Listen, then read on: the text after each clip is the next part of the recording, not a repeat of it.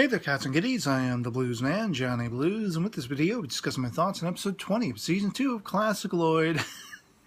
Oh man. Not since the ClassicaLoids all were turned into flower people toward the end of season 1 has an episode this absurd come along the pike. And they have been absurd and hilarious, of course, even in season 2.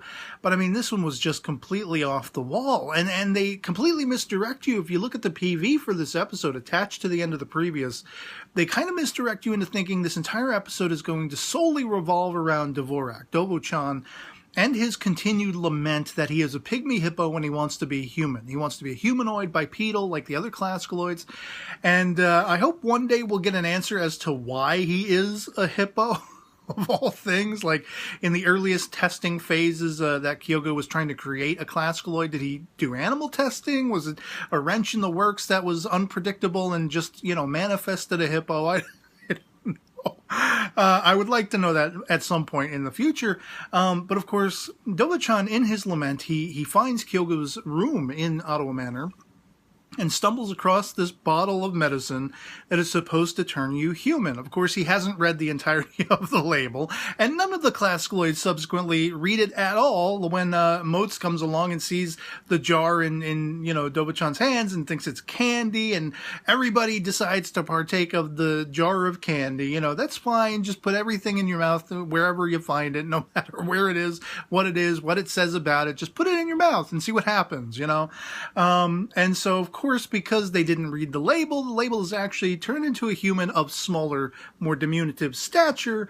They all become little chibi anime characters, little mini-me's, and it is absolutely hilarious. Of course, they did mention a couple of times that they kind of look like little toys, like little plush toys and things like that, and I was thinking, for the longest time I've been thinking this, even since season 1, I wish they would make Japanese prize figures or plushies or something, some kind of collectibles related to this anime of these characters.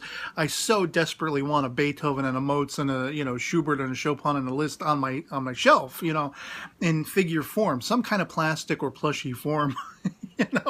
And what perfect opportunity to remind me of that and have me, sort of say it here. I would love to have collectibles based around these characters. But of course, they're out on the sidewalk. They run into Kanai and Sosuke. They're not recognizable to them at first, even though they look exactly the same, just tiny. Mos is making overtures to Kanai, and she's put off by it. Sosuke says something relatively derogatory. Or beats his buttons one too many times, and he ends up headbutting him right in the nuts, which laughing out loud. And then this sort of entrepreneurial manager guy comes over and sees how, because this whole crowd of mostly chicks, school chicks and everything like that builds up around them and is idolizing them. This guy realizes, we should market you guys. You could be our mascots. And so they don't want anything to do with it until, of course, ... will pay you. And then, much like Winston Zeddemore in the Ghostbusters, if there's a steady paycheck involved, I'll believe anything you want. I'll do anything you want. So they immediately fawn to this. They go along with it. They become these idols, these mascots, and they are beloved. They are much beloved, which raises the ire, of course, of Wagner, Wakun, because this is suddenly stealing his thunder. And so it's absolutely hilarious. He invites regally, Dovo-chan back to the ARC facility, which he still sits in the hub office of, while Bak-sama's off traveling somewhere, doing something, God knows what.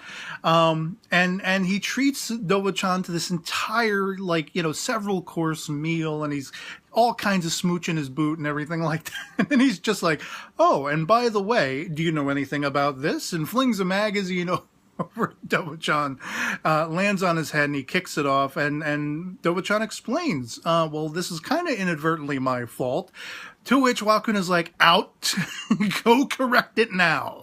You are the one who is deliberately screwing up everything I have going on. Go find an antidote, or else, kind of thing. And of course, Dovo does this. He manages to find another bottle of pseudo-medicine, whereas the first bottle of candy or medicine was blue. These are red. And it's supposed to turn people, air quotes, back to normal. Now, you make, the leap to jump to the conclusion that, oh, okay, this is like the antidote feature that will turn them all back to normal, whatever like that. And I'm thinking the entire time, it's kind of sort of medicine, right? So it's probably on a time scale anyway. If they wait long enough, it'll probably wear off, that kind of thing. But of course, they all want to make amends for having stolen all of Dovo's original candy, and they force feed him one of these red pills. And then he effectively becomes what I can only sort of equate to looking like one of those, finger puppet cardboard cutouts that you would see in Monty Python's Flying Circus. A version of the original Dvorak, but it's like paper thin, and like people, like, how are they reacting to this? In animation, they can do something so stylized that just absolutely looks trippy and hilarious and absurd. But I'm wondering, like, if this were the real world, is he like a cardboard cutout flimsily wobbling down the road all of a sudden? Like, are people seeing a human being that looks like that, or are they just seeing sort of a sentient, cardboard cutout flopping down the road? I don't know. But he's absolutely creeping everyone out. Nobody believes he was the hippo. He is Dvorak, Dovo-chan. They all keep complimenting his strong features and things, how freaky he looks, and how striking and everything like that. Of course, he gets arrested for hanging around a kiddie park overnight. Running into Kanai. Kanai doesn't believe, one iota that this is her hippo, the missing hippo. So he gets himself arrested. And meanwhile, as I much speculated, all of the rest of the ClassicaLoids, while they're fighting over meals and their pay that they're supposed to get as mascots now and everything, they all go back to normal. They all revert. And there's nothing they can do about it. They start scouring Ottawa Manor looking for some other kind of medication that'll bring them back to their chibi styles so they can make all of their money and everything like that. Kanai eventually finally goes back to the police department, rescues Dovo-chan in his hippo form. And it's hilarious because much as we've seen with episodes revolving around like Schubert and things like that, he'll go through this nth degree misadventure and he'll finally, by the end of it, have some level of semblance. He'll reach some level of self-worth and be happy and content with what he is. But then there's always that end cap, that other leg that drops, where it's like, nah, I guess I'm not really that happy. That's kind of what happens with Dovo-chan. When he gets home, of course, the lament is, sort of overdone and gone with. I guess I'm relieved to be a hippo again because now everyone accepts me. Now everyone recognizes me and all this stuff. He has a welcome home at Ottawa Manor, and he's happy for that. But of course, as soon as they go into the manor, all of the rest of the ClassicaLoids have consumed the other medicine. They're all the Monty Python's Flying Circus, cardboard cutouts. And it's absolutely hilarious because it's all the real composers, the genuine composers, the way they really looked in history. And I almost died. But of course, in the end, there is Dovo thinking, I really do wish I were you, I wish I were this estimation that we'd seen once before, when he called forth the musique. We had seen the humanoid Dovo, and it was a level of Chekhov and Berezovska. They were sort of swooning over him and everything. He looked so interesting to them and cute and everything, even though he had the full beard and whatever like that. So he's back to that lament by the end, and just havoc. It was havoc ensuing from beginning to end, and completely in a misdirection to what you think it's going to be. I really thought it was going to be solely revolving around Dovo-chan and his lament and his history. And it was just crazy and absurdity ensuing, and it was absolutely hilarious. I enjoyed every stinking minute of it, every dripping minute. Was just, this is why I love this show. I love what they are capable of doing, how much fun they put into it and such like that.